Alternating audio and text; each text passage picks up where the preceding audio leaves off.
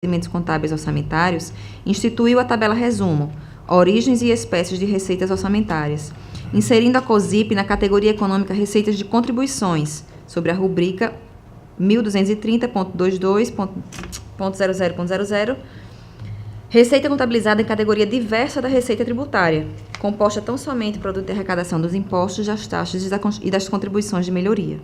Por todo exposto, entende-se de forma diversa dos opinativos que instruem o presente processo, no sentido de que a COSIP não pode integrar a base de cálculo do ODS do Poder Legislativo Municipal, considerando a afetação da exação e as características do tributo em referência.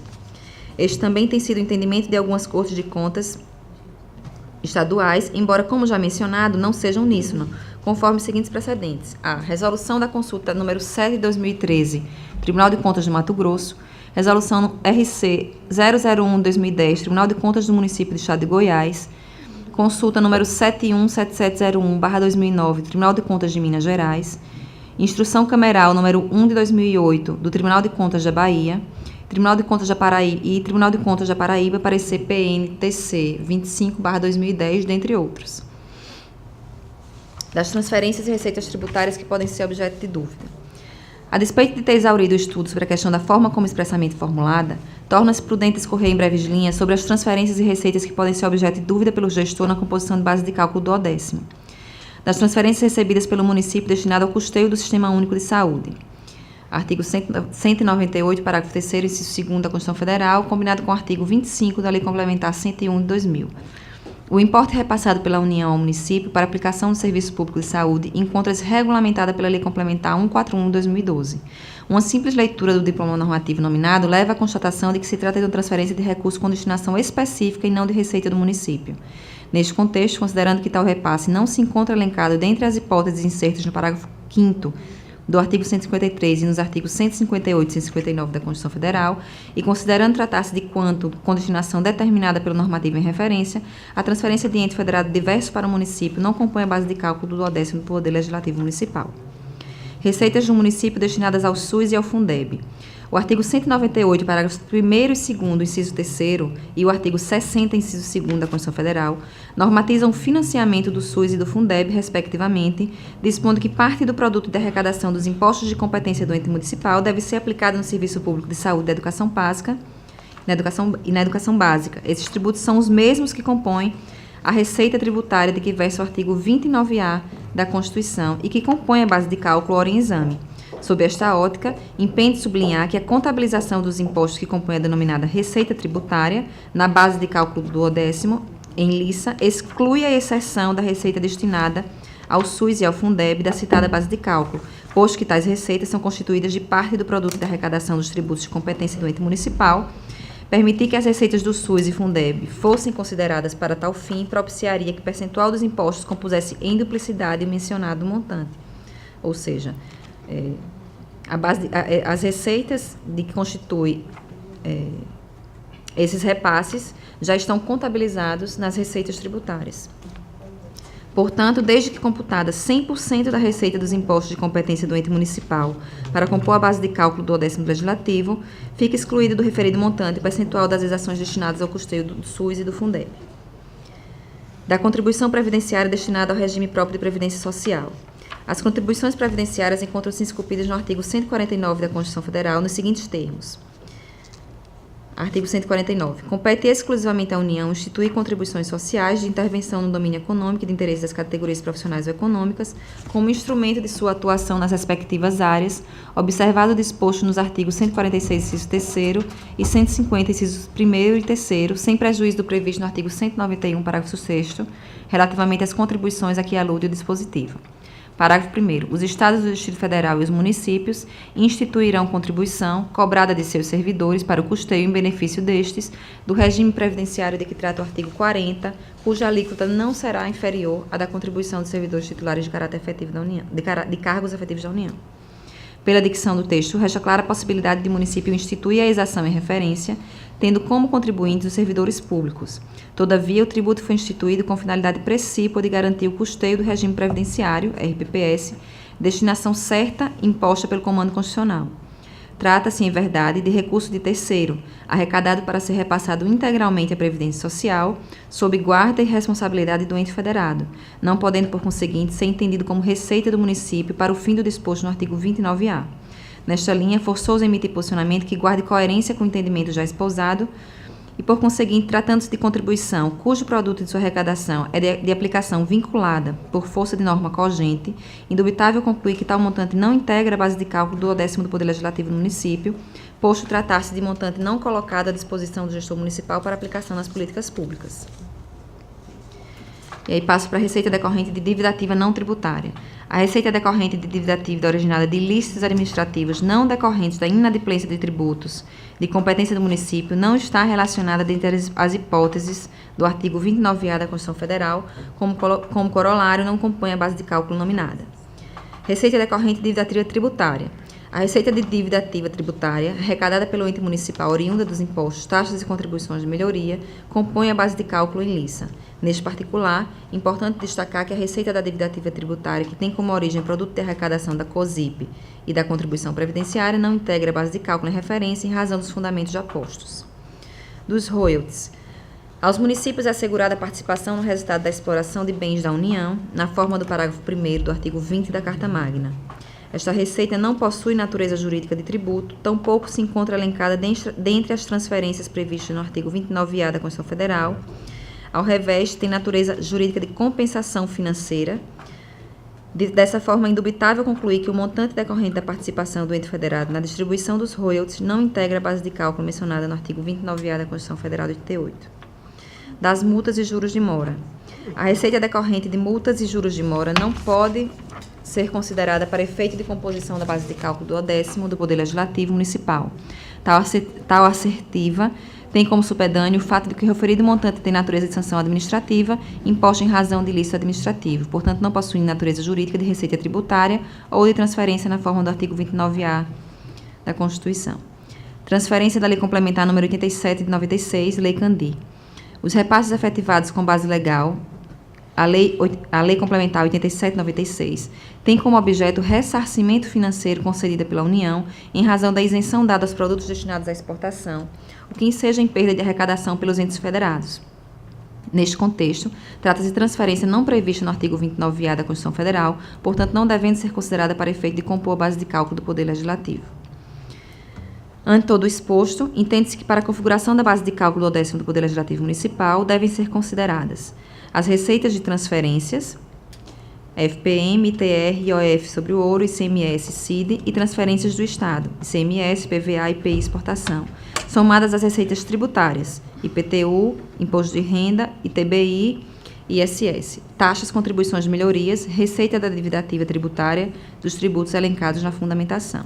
Sobre o importe obtido pelo cálculo aritmético das transferências e receitas do exercício anterior, será calculado o percentual que será transferido ao Poder Legislativo Municipal, cujo fator, limite máximo, dependerá do número de munícipes registrado pelo IBGE, de acordo com a variação relacionada no artigo 29-A da Constituição Federal. E assim, senhora presidente, meu voto é no seguinte sentido.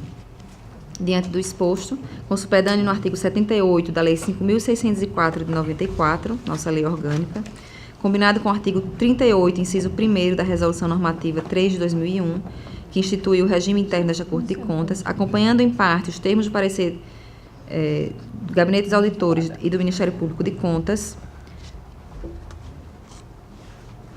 submeto ao egrégio plenário a seguinte decisão. Conhecer da consulta por atender aos requisitos de admissibilidade previstos no artigo 1º, inciso 19 da Lei Estadual 5.604 de 94, combinado com o artigo 6º, inciso 20 e 186 e seguintes da Resolução Normativa 3 de 2001, responder à indagação formulada nos seguintes termos. 1. Para o cálculo da base de cálculo do 10º do Poder Legislativo Municipal, devem ser consideradas 1. Receitas de transferências da União, FPM, ITR, IOF sobre ouro, ICMS e CID. E transferências do Estado, ICMS, PVA, IPI, exportação, somadas às receitas tributárias, impostos, abre aspas, IPTU, IRRF, ITBI, ISSQN, fecha parênteses, taxas, contribuições de melhorias, receitas da dívida ativa tributária dos tributos elencados na fundamentação. Sobre o importe obtido pelo cálculo aritmético das transferências e receitas do exercício anterior, será calculado o percentual que será transferido ao Poder Legislativo Municipal, cujo fator dependerá no número de munícipes registrados pelo IBGE, de acordo com a variação relacionada no artigo 29A da Constituição Federal de 1988. Da ciência desta decisão, os pareceres técnicos que fundamentam ao consulente e publicar a decisão no Diário Eletrônico deste Tribunal para os fins que se fizerem necessários, inclusive para atribuir os efeitos do artigo 189 da Resolução Normativa 3 de 2001. E aí, senhora presidente, não consta do meu voto, mas eu gostaria de acrescentar aqui a decisão no sentido de que o tribunal numere essas consultas, já que elas têm caráter normativo, e para começar a fazer a organização do tribunal das consultas, porque o tribunal tem deliberado sobre esses assuntos aqui no Pleno, e como não tem recebido números, inclusive como resoluções, os jurisdicionados ficam sem saber, não tem acesso. Na legislação que consta no nosso site, não consta o resultado das consultas, apenas as resoluções normativas, instruções normativas, e eu acho que é importante que o tribunal comece a fazer isso, para que o jurisdicionado saiba o que o tribunal está normatizando. Em discussão, processo relatado pela conselheira substituta, Ana Raquel. Conselheiro Anselmo. Senhora presidente, eu, para manter a coerência, solicito vista dos autos da ilustre conselheira, mais uma vez aqui, alegando um posicionamento e a pesquisa que terminamos por fazer em quase todos os tribunais de contas, de que quais tributos, em regra, os tribunais vêm adotando para ter essa base de cálculo, ou por intermédio de consulta normatizando, para que os municípios tenham um norte. E chamo mais atenção para isso, mais uma vez, a questão da distinção que nós temos que fazer de tributos vinculados e não vinculados, e tributos também de receita vinculada e não vinculada. Posso citar aqui um exemplo rasteiro, rápido, o imposto.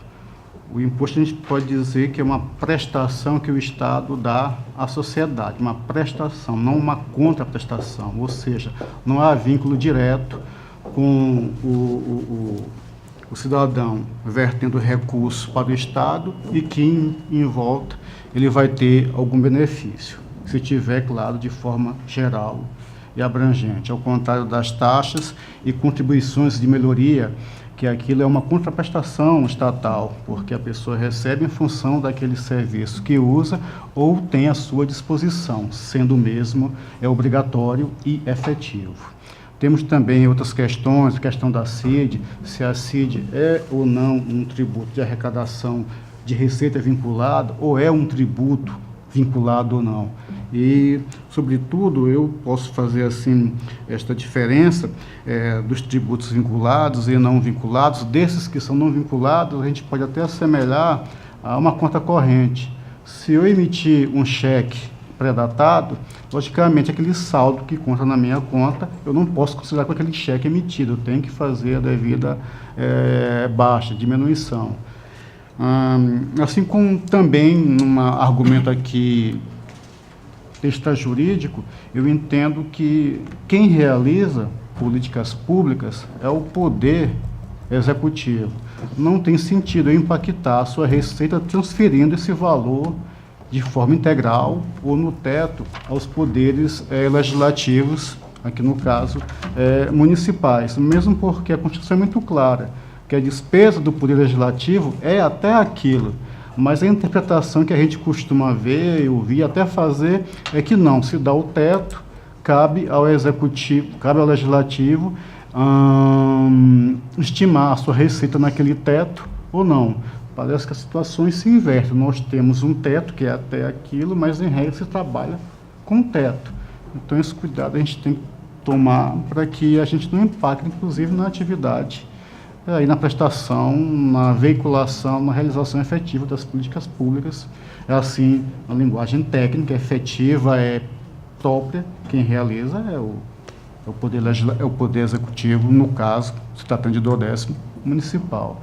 Em função disso, para manter coerência, eu peço vista, excelência, e trago esse processo e outros que tenham a respeito disso na próxima semana já para deliberação. Então, vistas concedidas ao conselheiro Anselmo Brito. Com a palavra, Ana Raquel. Eu só pedi para fazer umas alterações Perfeito. dentro do que eu li, mas tem alguns erros. E o voto que eu acrescentei que não consta, também deixar escrito e peço para encaminhar. Perfeitamente. Então, continua com a palavra a conselheira substituta. Não tem mais processo para sucessão. Então, pela ordem, para relatar, conselheiro substituto Alberto. Senhora Presidente, senhores conselheiros substitutos e membros do Ministério Público e todos que nos assistem. Venho relatar aqui processos onde todos se referem à terceira remessa do SICAP dos meses de maio e junho de 2016, o envio intempestivo. Em todos os processos não houve defesa, apesar de ter sido citados regularmente, e que, portanto, por isso não tem o parecer do Ministério Público. O primeiro processo é o 13893 de 2016. Trata-se da gestora do Fundo Municipal de Assistência Social de Feira Grande, exercício 2016, a senhora Mirelle Barbosa Soares, como não efetuou intempestivamente a terceira remessa do SICAP dos meses de maio e junho de 2016. Processo 13855-2016, gestor da Prefeitura de Teotônio Vilela, do exercício 2016, senhor Pedro Henrique de Jesus Pereira. Processo 13910 de 2016, gestor da Prefeitura Municipal de Campo Alegre, exercício 2016, senhora Pauline de Fátima Pereira Albuquerque. E o processo 13870 2016, gestor da Prefeitura Municipal de Feira Grande, exercício 2016, senhor Veridiano Almir Lira Soares. Em todos os processos não foram encaminhados, porque não houve a defesa, em função disso, cumprida a resolução normativa 10 de 2011, e em razão do exposto, eu voto no sentido de que este pleno decida aplicar a multa no seu patamar mínimo de 100 UPFAUs para cada processo, no caso, na realidade, cada gestor dos processos já mencionados. É assim como eu voto, senhor presidente, e também cientificar desta decisão, caso o pleno assim decida, que no prazo máximo de 15 dias, após o trânsito julgado, que seja feita o pagamento da respectiva multa, a crédito do Fundo Especial de Desenvolvimento das Ações do Tribunal de Contas. É assim como eu voto, senhor presidente, senhores conselheiros. Com a palavra o Ministério Público. Senhora Presidente, o Ministério Público opina pela aplicação da multa em todos os processos relatados pelo conselheiro Alberto Pires. Em discussão, os processos relatados pelo conselheiro substituto Alberto. Em votação, conselheiro Otávio. Com o relator, presidente. Conselheiro Anselmo. Acompanho o relator, excelência. Conselheira substituta Ana Raquel. Também, para o relator, senhora presidente. Aprovados. Senhor presidente, dando seguimento, trago agora, está feito o processo. Obrigado. O processo 13901/2016. Este, na realidade, ainda não enviou, além de estar atrasado, na realidade não está atrasado, não enviou até a presente data a terceira remessa do SICAP, referente aos meses de maio e junho de 2016. Esse atraso se decorreu em relação à gestora Isis Roberta da Costa Mainard Vieira, que é gestora do Fundo Municipal de Assistência Social de Campo Alegre. E, em razão disso, como já coloquei também, ela não foi ofertada, foi citada na forma regular, não ofereceu defesa, por isso não houve a manifestação do Ministério Público nesse processo, na forma da resolução 10 de 2011. E, em função disso, eu voto no sentido que esse pleno aplique a multa no seu patamar mínimo de 100 UPFAUs e que, além disso, a referente gestora, a senhora Isis Roberta Costa Mainarte Vieira, permaneça com a obrigação do envio, né, da terceira remessa de escape referente aos